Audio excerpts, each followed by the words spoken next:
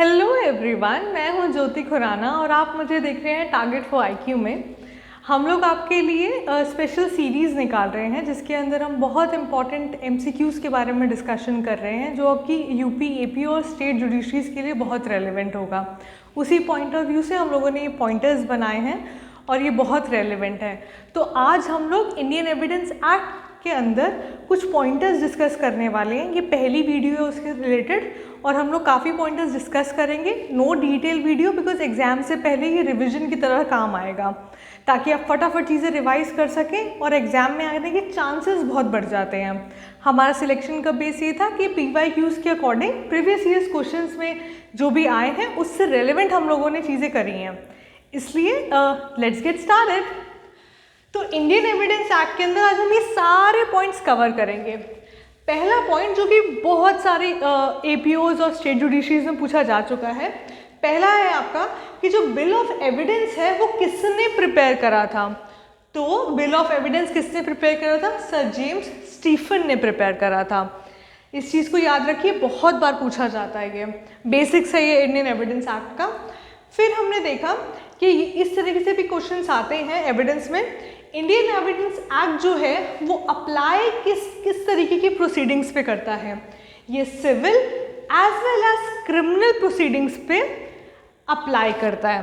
तो Indian evidence act किस पे अप्लाई करता है? Civil as well as criminal, both. And जो इंडियन एविडेंस एक्ट है उन्हें हम प्रोसीजरल लॉ की कैटेगरी में डालते हैं।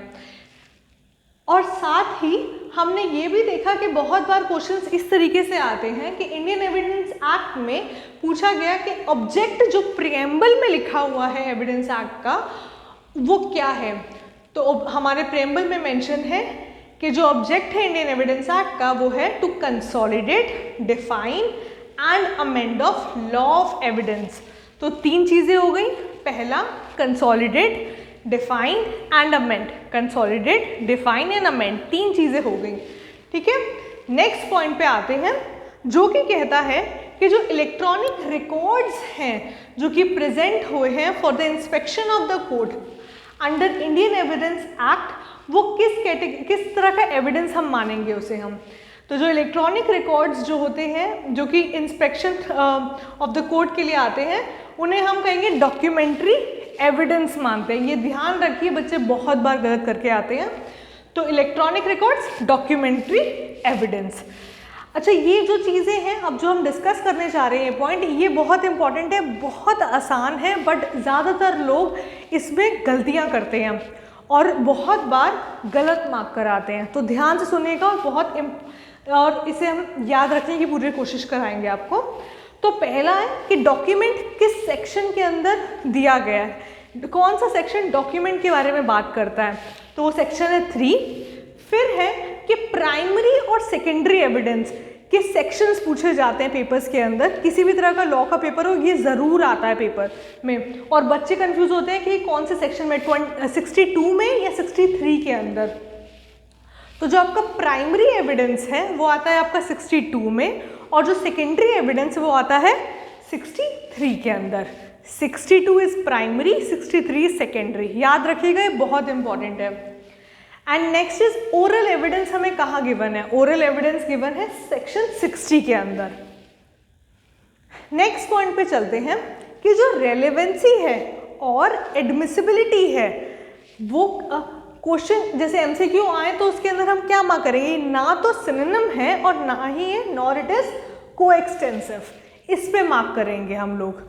ये हमारा बहुत इंपॉर्टेंट बन जाता है, हम लोग गलती कराते हैं इस तरह के MCQs में। तो नेक्स्ट पॉइंट पे चलते हैं जो कि हमें कहता है कि जो ये UP APO में आ चुका है by the way, forming part of the same transaction, ये कौन से सेक्शन के अंदर लिखा हुआ है? ये जो ये जो लाइन है forming part of the same transaction, ये कौन से सेक्शन में दिया है इंडियन एविडेंस एक्ट में? तो सेक्शन 6 के अंदर ये चीज़, ये लाइन दी हुई है जो कि डील करता है रूल ऑफ रेस जेस्टे से। एंड वन मोर, इसके अंदर केस लॉ बार बार पूछा गया है UP APO के अंदर कि सनवाल दास वर्सेस स्टेट ऑफ बिहार जो है वो कौन से सेक्शन से रिलेटेड है। तो सनवाल दास वर्सेस स्टेट ऑफ बिहार कौन से सेक्शन से रिलेटेड है? सेक्शन 6 से। नेक्स्ट पॉइंट पे हम आते हैं। नेक्स्ट पॉइंट कहता है कि सेक्शन 7 जो है वो क्या इंक्लूड नहीं करता है। आप लोग बताइए, अगर मैं आप लोगों को 4 ऑप्शंस दूं सेक्शन 7 में, occasion, cause, effect and purpose, इन चारों में से क्या चीज़ इंक्लूड नहीं होती है? हमें पता है ओकेशन जो है वो इंक्लूड होगा, कॉज इंक्लूड होगा, इफेक्ट भी इंक्लूड होगा, बट पर्पस इंक्लूड नहीं होगा। तो ये इंपॉर्टेंट है, आप इस चीज़ को ध्यान रखिएगा, बहुत कंफ्यूजिंग हो जाता है कभी कभी। पर्पस इसमें नहीं इंक्लूड है, ओकेशन, कॉज एंड इफेक्ट, ठीक है। नेक्स्ट पॉइंट जो है वो कहता है कि सेक्शन 8 जो है इसके अंदर which of the following is relevant under section 8। Section 8 में चीज़ क्या रेलिवेंट है? तो अगर ऑप्शन आए मोटिव, प्रिपरेशन, कंडक्ट या फिर ऑल, तो इसके अंदर आंसर क्या होगा? मोटिव, प्रिपरेशन, कंडक्ट या ऑल। चलिए ये चीज़ आप लोग मुझे कमेंट सेक्शन में नीचे करके बताइएगा कि क्या एग्जैक्टली है। सेक्शन 9 जो है वो भी इंपॉर्टेंट हो जाता है आपका कि वो क्या कहता है। कई बार ये भी MCQs पूछते हैं कि सेक्शन 9 जो हम बात करते हैं वो कहता है आइडेंटिफिकेशन परेड रेलेवेंट है, ये सेक्शन 9 में हमें बताया गया है। फिर आते हैं हम लोग कि एडमिशंस जो हैं, एडमिशंस जो है वो क्या कंक्लूसिव प्रूफ है या फिर मे ऑपरेट एज एन ऑब्स्टेकल या फिर वो ऑलवेज इररेलेवेंट है या फिर नन। इस तरह के MCQs अगर आते हैं तो आप किस पे टिक करेंगे? तो जो एडमिशन जो है वो admissions are it may operate as estoppel, ठीक है, हम इस पे टिक करेंगे। और आप लोग मुझे कमेंट सेक्शन में नीचे ज़रूर बताइएगा कि कौन से सेक्शन में लिखा हुआ है। ये चीज़ मैं आपको होमवर्क देती हूँ आज, आप लोग मुझे इस चीज़ से बताइएगा। तो मैं आपको एक कुछ हिंट भी देती हूँ कि किससे रिलेटेड है। सेक्शन 30, 31, 32 या 33 किससे रिलेटेड है आप लोग मुझे बताइए। फिर आता है कि सेक्शन 21 क्या कहता है, कई बार ये भी पेपर्स में आता है। तो ये कहता है it lays down the rule that in certain circumstances admissions can be proved by or on behalf of person making it. ये वाली चीज़ सिर्फ प्लेन रीडिंग है, ये आप लोगों को पता ही होगी, बट ये मैंने चीज़ लिख दी है यहाँ पे बिकॉज बच्चे यूजली इसको इग्नोर कर देते हैं। तो ये चीज़ ध्यान रखिएगा एग्जाम देने से पहले। ये बहुत इंपॉर्टेंट केस लॉ है इंडियन एविडेंस एक्ट का, यूजली हर एग्जाम कहीं ना कहीं पूछ ही लेता है इससे रिलेटेड। तो Palvinder Kaur versus state of Punjab जो है वो रिलेट करता है किस चीज़ों से? मैं अगर आपको 3 ऑप्शंस दूँ उनमें से आप क्या टिक करेंगे? कन्फेशन, डाइंग डिक्लेरेशन या तीसरा रिलेवेंसी ऑफ जजमेंट। किससे रिलेटेड होगा ये होगा कन्फेशन से रिलेटेड।